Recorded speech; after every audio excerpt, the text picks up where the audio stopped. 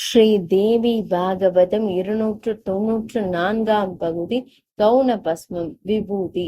நாரத முனிவரே, அஜ்ஞானத்தை அகற்றும் ஞான சாதனம் விபூதியாகும். அது பல விதமான அக்னிகளால் தோற்றுவிக்கப்படுவதால் அது பல விதமான பெயர்களை கொண்டுள்ளது. விபூதியை எல்லோரும் தரிக்கலாம். ஔபான சாக்னியில் உண்டாக்கப்படும் விபூதி இல்லறவாசிகள் தரிப்பதற்குரியது. சமிதாக்னியால் உண்டாகும் பஸ்மம் பிரம்மச்சாரிகளும் அந்தணர்களும் தரிக்கத்தக்கது. தவாக்னி என்ற காட்டு தீயால் உண்டாகும் விபூதி மற்றற குலத்தினர் தரிக்கத்தக்கது. பசுவின் சாணமான கோமயத்தை பிண்டப்படுத்தி அபிமந்திரித்து அக்னியில் வைத்து விடியற்காலையில் உண்ணாமல் உபவாசமிருந்து பூரண நிலவு உதிக்கும் போது ஹோமம் செய்து விபூதியை எடுத்தல் வேண்டும்.